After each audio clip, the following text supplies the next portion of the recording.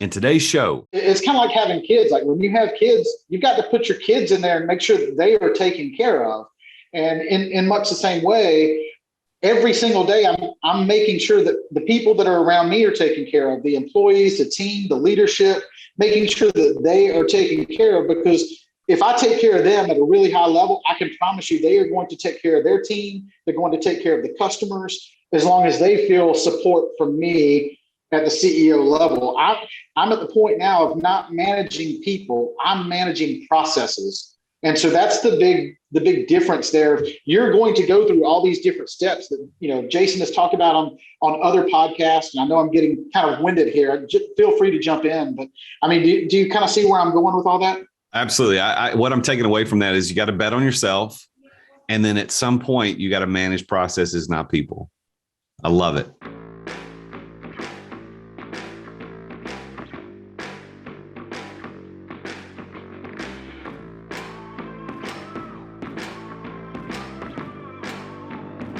In today's ultra-competitive business world, being a successful entrepreneur or business owner can be very challenging.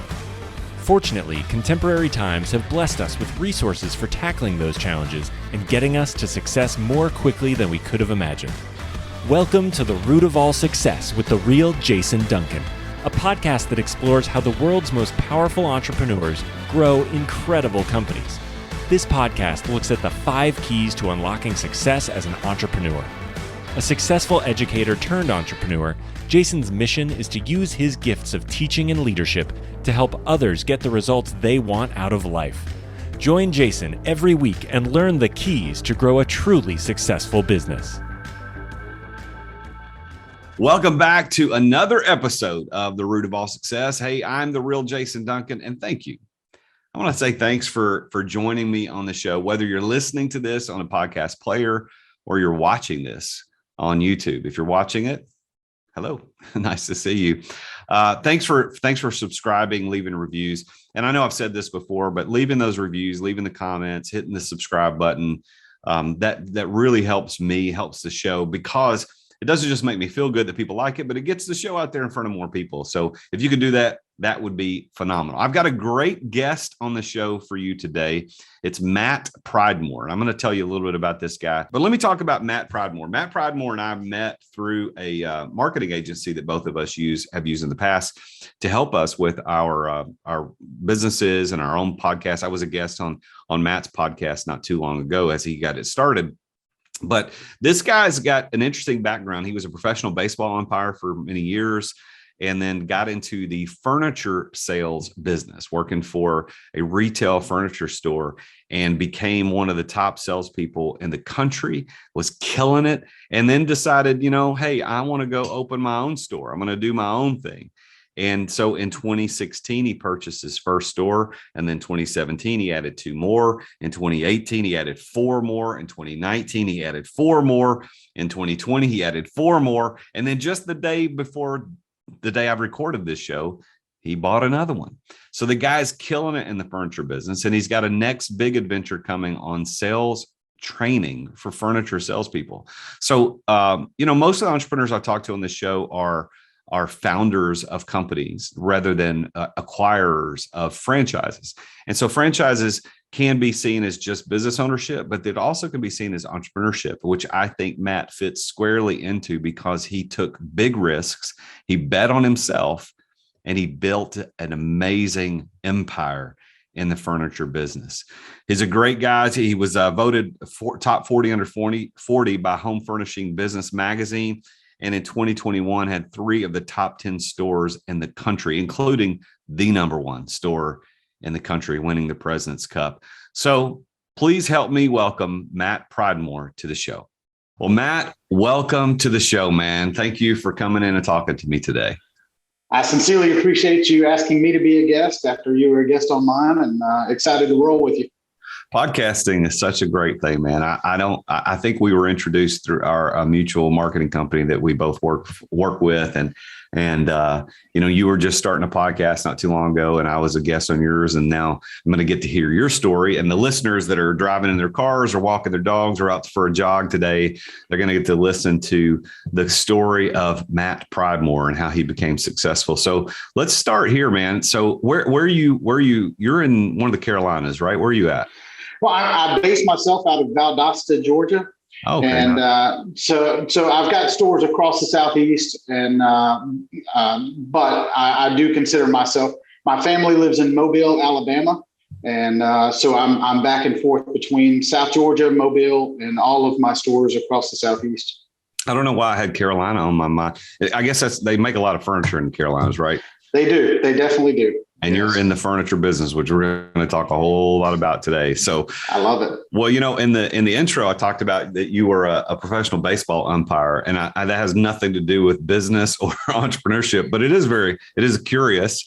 Every once in a while, I watch TikTok videos about bad umpires and I watch how terrible they make calls and stuff, and how the parents, if it's a youth league, the parents are screaming and yelling. I have a story that when I was a teenager in high school, I went and got my umpire's license or whatever certificate, whatever it was, and I umpired behind the plate once, and the parents were relentless. And I told the guy in charge, I said, I'm done. I'm never doing this again. So how did you get into umpiring?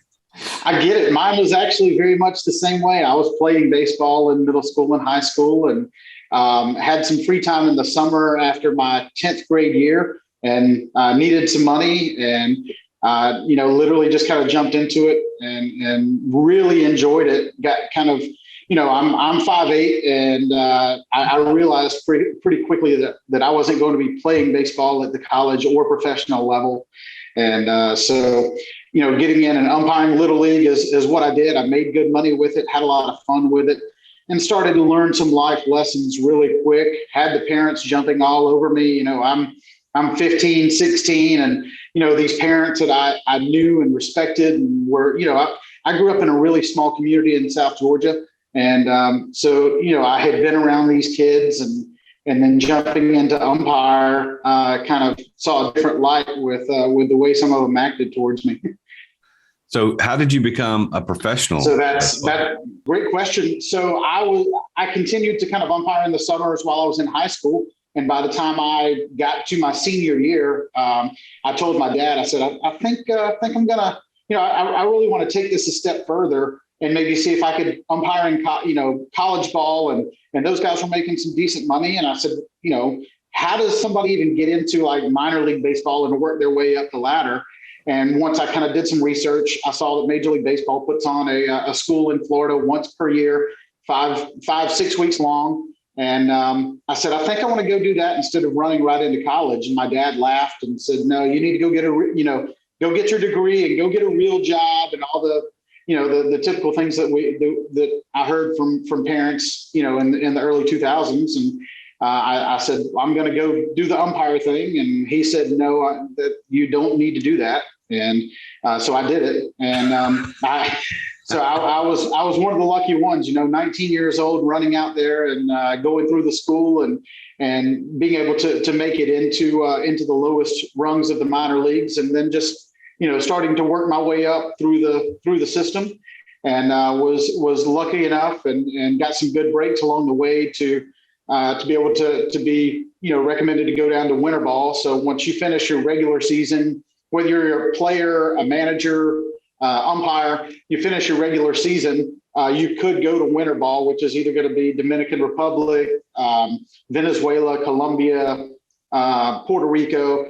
And so I went to Colombia 2 different years, and had a lot of fun with that, and just moved my way towards major leagues. And that's what it was all about. And in the end of the 2009 season, I got 3 concussions, and basically medically released from baseball. And so I had literally everything in front of me, had a lot of fun, had a great tour through baseball. And that's kind of the way it happened. But it taught me so many life lessons of, being young, in my early 20s, and being able to be paid to move all around the U.S. For a number of years. Wow. So I got to ask, what is the worst call you ever made? I know you remember it. What was it? It's kind of funny. So I was in the low minor leagues. I was actually in Greenville, South Carolina. Funny that you brought up Carolina a minute ago, but really, really close. Bang, bang play at first. I mean, probably the closest play I've ever had in my life. It was the Red Sox minor league team there, the Greenville Drive. And, I saw it. I was really quick on my feet, and I gave the biggest, heave-ho, the biggest out mechanic I'd ever got given. And I said, "He's safe," as I gave an out mechanic. And all the players were just stunned. Nobody knew what to do or how to react. They're like, "Well, you motioned for out, you said safe, and what does that mean?" So I had both managers run out of the dugout, and he's like, "Is he safe? Is he out? What's going on?" And I'm like, "All right, we're going to go with out here." And they're like, "No, you said safe." And, I knew whichever way it would have gone, I was going to have to throw somebody out of the game. That manager was actually Gabe Kapler, that now manages for the San Francisco Giants. And he had played a number of years in the major leagues. And we can laugh about it now, but that was probably, saying safe and giving the out mechanic was not a fun day in Greenville, South Carolina. Okay, that's a good story. I like it a lot. So now let's turn to business, because that's what the show, The Root of All Success, is all about. It's about how do we become successful? How did you become successful? So let me ask you this: in your bio that I read at the top of the show, you were working, after you left umpiring, you were working in the furniture business as a salesperson for a retail furniture chain. And you did really, really well. As I said, you drove sales 25% increases twice, including 6 out of the top 10 stores and over 400 stores in the country, number 1 store in the company in 2015. How did you make that natural? Okay, I was an umpire and now I'm a great salesperson selling furniture. How did that happen? I just enjoy the whole sales aspect. And I had always heard, sales is everything in life. And every aspect of life, there is something that can be said about sales. And for me, even coming from umpiring, the first thing that we learned there is sell your call. If it's a really close place, sell your call. So I'm selling myself to the fans, to the coaches, to the players, So that kind of stayed in my mind as I jumped into furniture. And, so I was constantly trying to tell my story at a really high level. I was constantly trying to make sure that I was selling my ideas to the people that were around me, and jumping into the role, a quick little spurt of being a sales associate, and then a quick spurt of being a store manager, and then right into being in a regional capacity there for 5 years, from 2010 to 2015, was that, I was talking to different store owners and store managers down there along the Gulf Coast, and really selling who I was and what I could do to really bring them value. I think that's the biggest key for me, is figuring out. Every one of those store managers that I was covering when I got into the regional role was, how can I bring them value on a daily basis? I was going to figure out, be able to look at their business, see what they could do just a little bit better. And if I could find a few of those things and bring them a little bit of value and show them the why behind what we're doing, then, we're going to be able to do some special things. And that's kind of where the basis to every bit of that took off. So who were you selling to? Were you selling just retail, or are you selling to businesses? I think you were kind of talking about both. Correct. As a sales associate, selling to customers. Customers would come in, just retail furniture. And so, figuring out connections, the networking side of life, I've heard several of your podcasts, and everybody talks about the networks that you build within your little network. And I just looked at, me selling furniture as a microcosm of that, finding ways to build connections with the people that were walking in the front doors, and figuring out, what their needs were, and taking care of their needs. And they came in with an issue, with a problem. Maybe it was that they needed a new house full of furniture. Maybe it was 1 or 2 little pieces, but that once we sold that that particular customer, that we created a relationship, that it wasn't just open the sale, close the sale, be done. It was that we were creating relationships there, creating networks there. And, those couple of months that I was in that capacity, I just figured if I can take it from a sale level or a sales associate level, that I could take it to a store manager level, do the same type thing, and then take it to a regional level. And it was just a quick step through all three of those. So when you're umpiring, I'm going to ask a personal question here. So when you're umpiring, how much does an umpire make on an annual basis? And obviously, I guess there's different minor leagues, major leagues, but what were you making as an umpire? Not a whole lot of money. So in the early minor leagues, you're making about $2,500 a month, and you're away from your family for many months at a time. And so once you hit the first year of the major leagues, you're going to make about 150, 200,000, something like that. And you're going to get some per diem on top of that. But those guys top out, around 300,000 a year is about where they're at in the major leagues. So you went from making, you said, not to use your phrase, not a lot of money. And then you got concussions, had to leave the umpire, and you start selling. If you're the number one salesperson in the furniture business, sure. I'm going to guess you're still, I don't know. I have no concept. I don't know if you're making 300,000 or 50,000. What was the jump in your income when you went to? I went from about 35,000 a year, in the minor leagues to, when I jumped into sales, I went to about 90, I think it was about 85, 90,000 back then. Yeah. Wow. So you're tripling, almost tripling your income going into sales. And then you realize, wait a minute, I'm really good at this. And you enjoyed the furniture business. And then in 2016, you decided to take the leap into business ownership, which was taking a risk. Now you're not just going to be selling it, you're going to be buying it and then reselling it. So Why did you make that decision? I think a lot of it comes back to when I was a regional manager, so I had 17 stores down on the Gulf Coast that I covered, and all of those stores were independently owned. And I saw the value that I was being able to bring to those store owners and to those managers. And I said, well, if I can do it for them, then I can do it for myself. And, that last year, 2015, we had 6 of the top 10 stores in the entire company, including the number one store out of 400 stores. And I said, well, I think we're onto something here. And I was willing to kind of bet on myself. I knew that first year of me buying my first store, I wasn't going to be making 6 figures or anywhere close to 6 figures. But I just kind of had a long-term vision of saying, I want continued growth.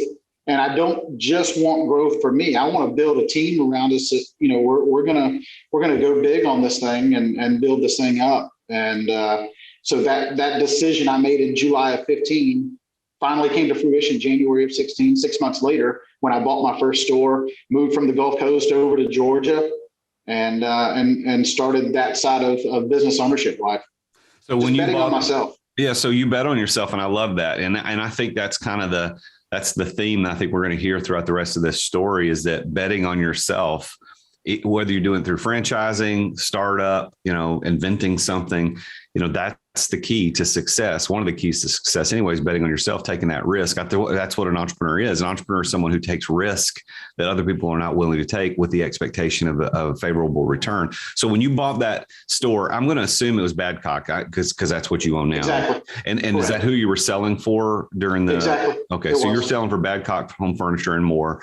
And you lived in the Gulf Coast area in Alabama, and you said, I'm going to buy my own store, but the only store that you could buy to open was in Valdosta, Georgia. So that's why you moved over to Georgia. The one that I found that it wasn't going to cost me, a crazy amount to get into.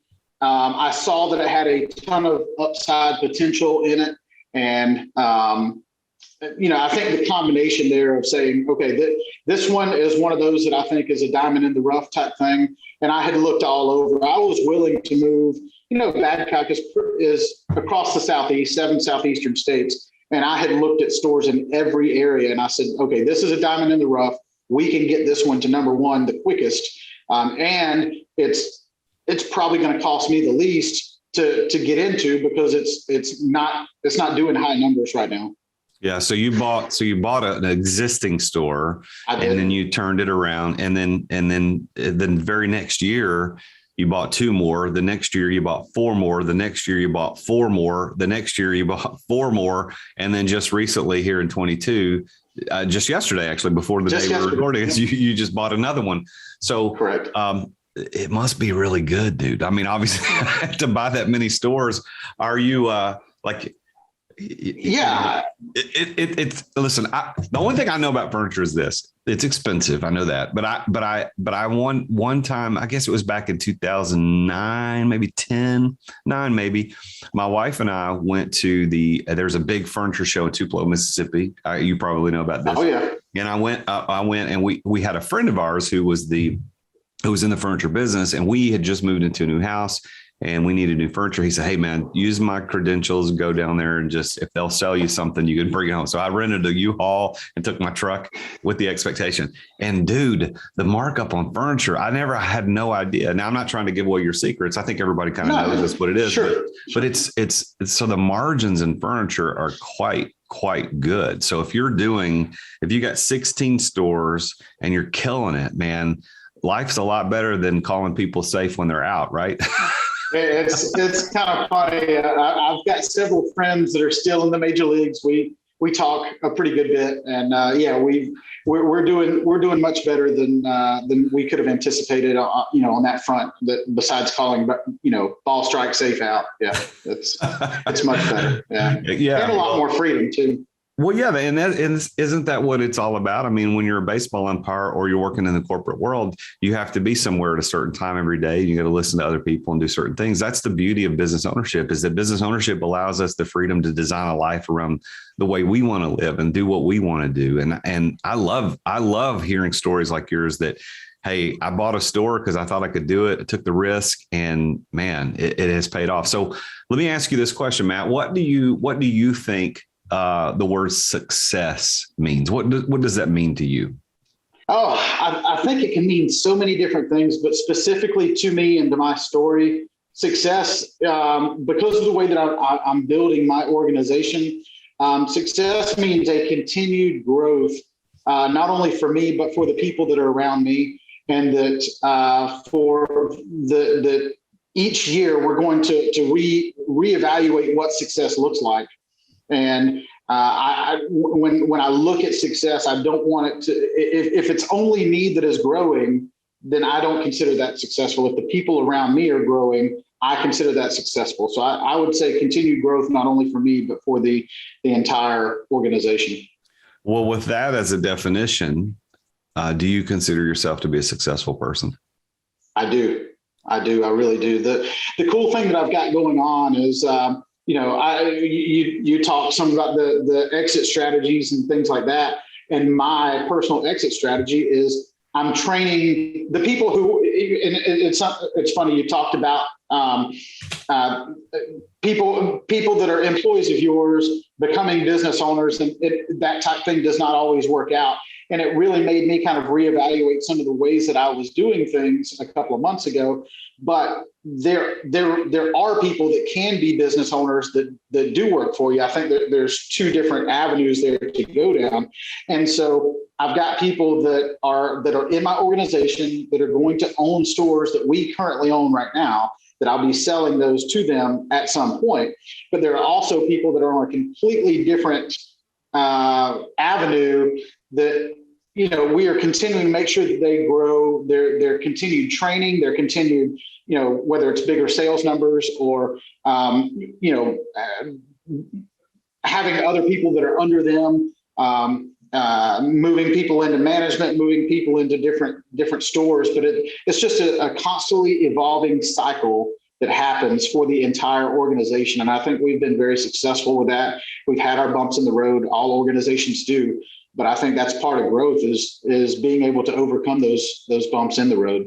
Well, I love the definition that, success is just continued growth. And I think that one of the interesting things about success for entrepreneurs, and you probably would agree with me, Matt, is that, goals grow. As entrepreneurs, you say, hey, when you started out, I just want to get this one store. I want to take this diamond in the rough and actually polish it and make it shine. I want to be the number one store or whatever. And you had that goal and you did it, but you didn't go, okay, I did it, I'm done. Like, then it was like, oh, I want to buy a couple more stores. And you did that. I want to buy 4 more stores. And you did that. I want to buy 4 more stores. So that what you're telling me in your definition of success is actually exemplified in how you've lived your life over the last, 7, 8 years, because you're actually doing the thing you wanted to be successful at, which is continue to grow. So you're growing, and how many employees across your 16 stores? Do you know what the number is? I think we're right up against either just over 100 now. So I think we've got either 100, 110, something like that. Yeah, and that's a significant number. I mean, for entrepreneurs out there who are aspiring and listening to this show today, hiring your first 2 or 3 employees is always daunting. You don't know what you're doing. When you get to 20, things completely change in your business because you're no longer in control of the culture as much as you were before. And then at 100, oh my gosh, I mean, things. So you're helping not only yourself grow, but 100 other souls and families grow. And I love that when I ask you, are you successful? You said yes. I love it because you have a very clear definition of what it means and how to get there. And this is the root of all success. We're talking with Matt Pridemore, owner of 16 Badcock and more, Badcock Home Furnishings and more. And he is successful. So what do you think the secret to your success is? How did you become successful? I think being deeply ingrained in the culture, you just hit on that early on. And, people heard our story over and over. When I first got started, I poured every bit of savings I had into that one store in Valdosta. By the time, we had paid for some rehab, we had hired some employees. I was managing that store myself. And I was living in the break room. We had a shower in there, and, I hired another guy, Corey Sauer. I've got 2 people, Corey Sauer and Angel Burkett, and both of them are my right-hand people. We're the leaders of the pack of our organization. And Corey and I had worked for Ashley Furniture together up in New York while I was in the off season of baseball, early 2000s. And Corey had moved down to Georgia and had moved around to a few stores. And so I called him and said, hey, man, I'd love for you to come on board. But, it was kind of a dream of ours that we were going to get this store together. So he, about 6 months, I said, look, I'm going to get this thing started in January. I know I can't afford to pay you when I first start. I mean, I'm literally going to be biting my fingernails to get this thing going, get it off the ground. But, by about September of 2016, he came on board, and I said, all right, we not only do we have to build the culture within the organization, we also have to tell our story about building that culture so that the people that come on board with us realize we weren't just some millionaires from out of town coming in. Does that make sense? Yeah. I mean, I think entrepreneurs underestimate the power of that story. Tell your story. Yeah. Really hot every day. Keep telling it, so that when you get to the size that we're at now, even the people that weren't part of it, when the people that have come on board in the last 2 or 3 years, they weren't part of that early culture, but because all the other people in the organization have heard it and have seen it and knew that we were part of it, they want to be part of that also. And I think that's one of the really cool pieces. Well, that's how we connect. I mean, if you think back to to Jesus, I'm a follower of Jesus, and the greatest teacher ever to walk the earth.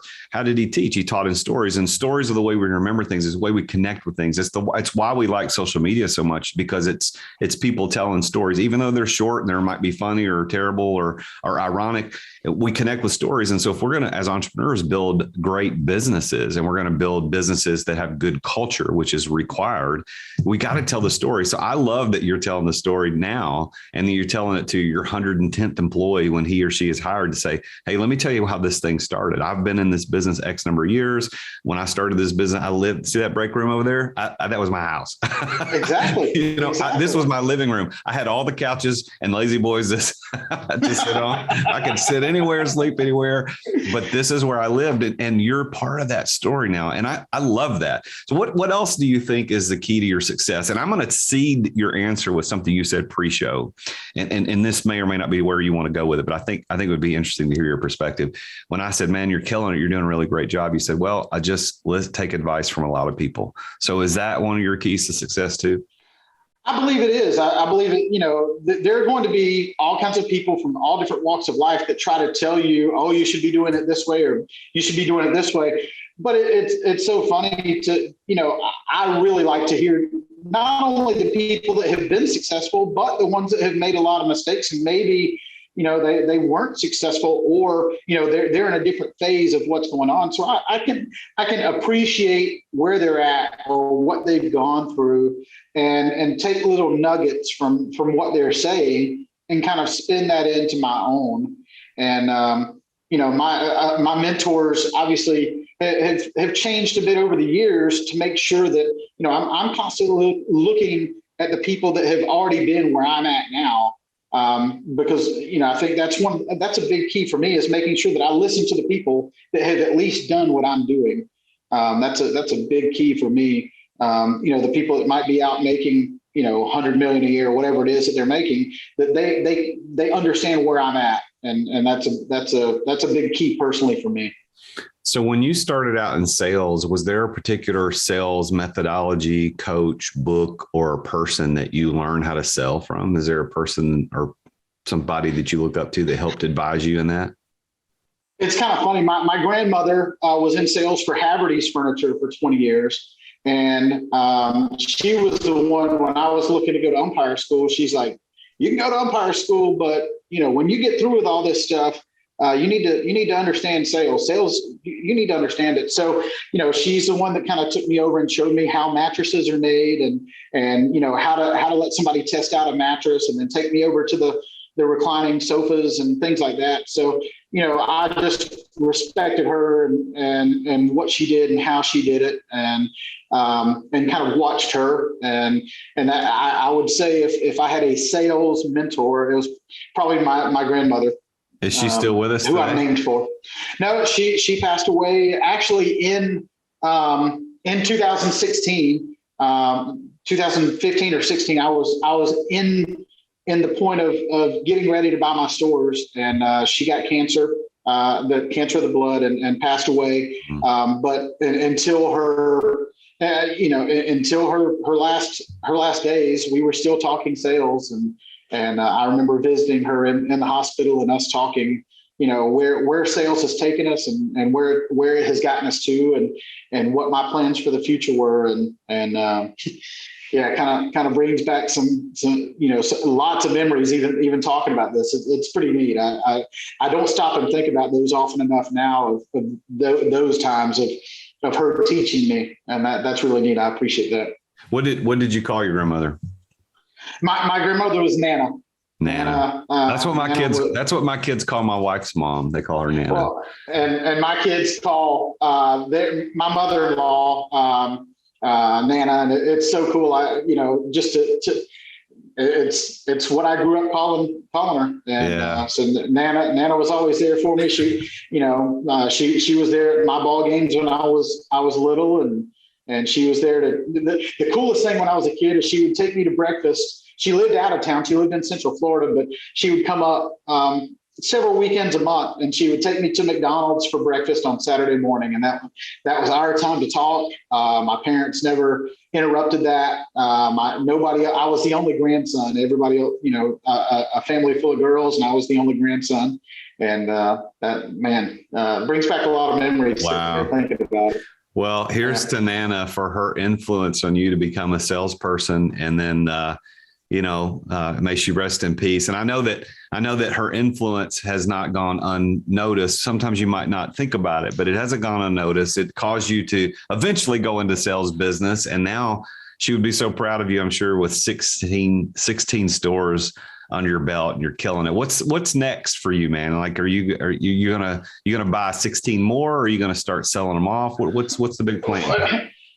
It's kind of funny. I've gotten into a venture with furniture sales training, specific furniture sales training. And so I kind of started this just for our group. I went to Brad Lee out at Lightspeed VT and said, hey, dude, I searched high and low, Googled everything.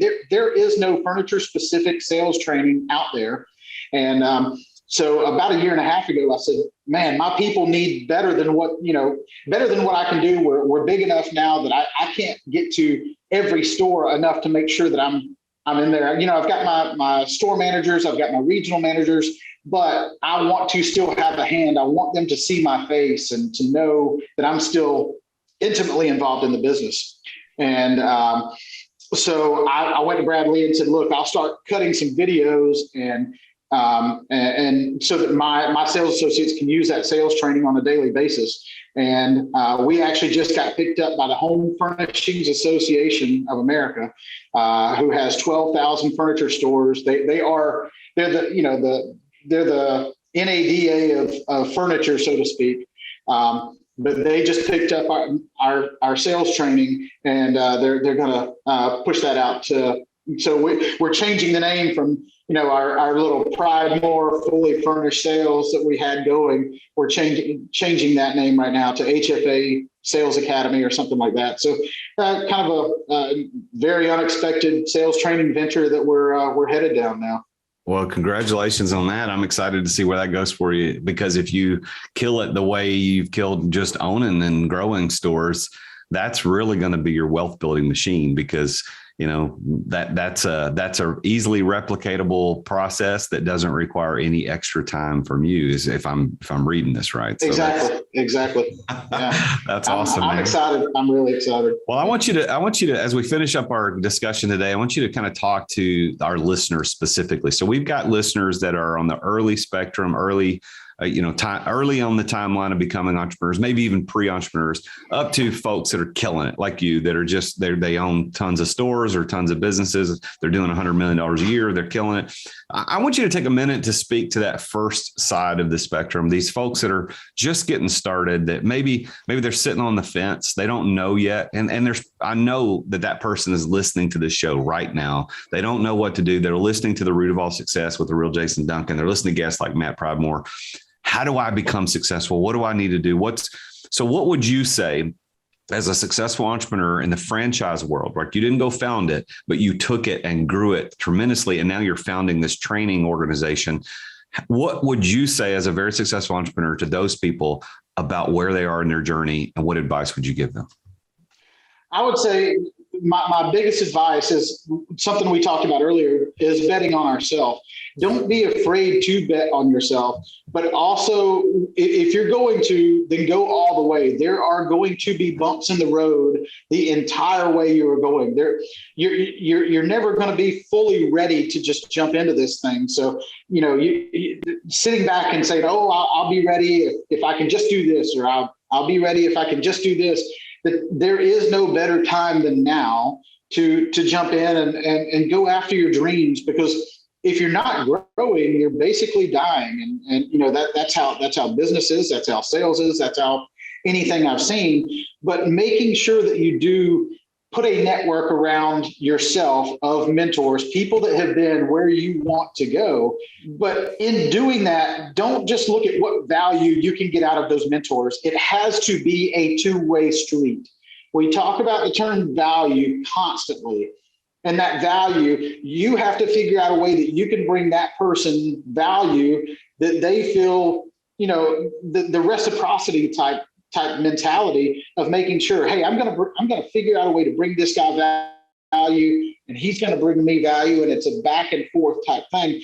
And that's going to create your network for you. And I think, Jason and myself and many others have kind of gone through what you're looking to go through as an early entrepreneur. One of the things that we have all done is we've created the networks that are around us that I'm sure we could probably pick up the phone right now for anything we could think of. And we've got somebody in our network that can help us in some capacity. But those people at this point, they want to help us because we have helped them. We have brought them value in some way that if something's wrong with my car or my house, or medical, or a little, no matter what it is, it's in our network. It's in our phone. We've got that. And you can do the same thing. You don't have to start out with $1 million to get to a place where you've got that network behind you, but then go. And, the biggest gap there that I see a lot of leaders not understanding is when you go into business ownership, you have to, it's kind of like having kids. Like when you have kids, you've got to put your kids in there and make sure that they are taken care of. And in much the same way, every single day, I'm making sure that the people that are around me are taken care of, the employees, the team, the leadership, making sure that they are taken care of, because if I take care of them at a really high level, I can promise you they are going to take care of their team. They're going to take care of the customers as long as they feel support from me at the CEO level.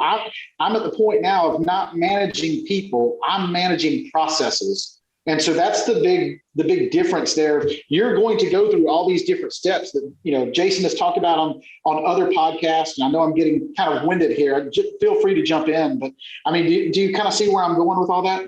Absolutely. What I'm taking away from that is you got to bet on yourself. And then at some point you got to manage processes, not people. I love it. Yeah. I love it. Matt, it's been such a pleasure to talk to you, man. We should hang out. I think that you and I probably have a lot in common. Although you were much better umpire than I was, I quit. Well, as long as you don't give a big punch out and say safe really loud. I probably did something much dumber than that. I'm pretty sure, because the parents told me I was dumb. I don't know. I don't know what happened, but I liked playing baseball, but I did not like calling baseball. My skin got really thick. Thank you. Well, it has to be. I mean, I think little league umpires are treated probably worse than anybody else. I do. Now, one thing I did do, and we didn't talk about this, but I was a soccer referee, and I was the head of referees for a youth league in White House, Tennessee, where I grew up. And I remember one time, the parents are still rough there, but you can get away because there's a long field you can run away from. You're not right at the fence. But I remember one dad yelling one time because his daughter got tripped, and I called the foul, but he was still yelling. And I turned around and did yell and said, listen, I said, sit down and be quiet or I'm throwing you out of the park. And he did. He's like, I can't believe this kid just said that to me, because I was still in high school and I said it to him. But yeah, you got to have thick skin to do what you've done. But congratulations on all your success. Congratulations on the new store that you just bought yesterday. And if anybody's looking to buy furniture, you can look up Badcock Home Furniture. Is Home Furniture and More? Badcock Home Furniture and More. Yes. Yeah, Badcock Home Furniture and More. We've been talking with Matt Pridemore, who has been very successful in that business. Matt, thank you so much for being on the show today. I wish you the best of luck in this training thing that you're rolling out. That sounds awesome. And we'll have to check in later to see how that's going. Thank you, Jason. I really appreciate it, man. Well, there you have it. Another very successful entrepreneur sharing his story to success and a little bit different journey. And a lot of the entrepreneurs I interview here are founders of businesses, not acquirers or purchasing franchises. But as you can see, Matt's done something pretty amazing to build this huge empire of 16 furniture stores across the Southeast, and has plans to increase that and to start this training company for salespeople in the furniture business that's going to produce a more generational wealth for him as an entrepreneur. So I hope that your desire to be successful is very much like what he thinks success is, that ability to continue to grow, and not just for yourself, but for those around you. So if you are interested in growing, if you're interested in figuring out how to get the people around you to grow, I want to invite you to go take a look at this website. Go to therealjasonduncan.com/am I ready. therealjasonduncan.com/am I ready. And the reason I want you to go there is because on that page, you're going to read a little bit of my story and about how you can determine whether you are ready to exit your business or not, and what steps you might want to take or need to take in order to get to a place where you can exit the business, whether you have to sell it or whether you can just walk away from daily operations and let other people run it. I mean, what's it worth to know when you can exit? So it's a tool there called My Exit Timeline Evaluator that you can sign up for. It's a coaching package that I include up to 5 sessions with you, going through your assessment and your timeline to exit. So go check it out. And if you have questions, there's a link on that page at therealjasonduncan.com/am I ready, where you can book a call with me. We could talk about it. We get to talk about what that timeline might look like for you to get out of the weeds of your business and go on to that next big adventure. So make sure you tune in again next week on The Root of All Success when I interview yet again another very successful entrepreneur about his or her journey to success. Until then, I am the real Jason Duncan, and Jesus is King. Thank you for listening to another edition of The Root of All Success with the real Jason Duncan. If you've enjoyed this week's episode, we invite you to visit therootofallsuccess.com to access the show notes and other helpful resources. Take charge of your business. Grow it from great to incredible. Join us again next time here on The Root of All Success.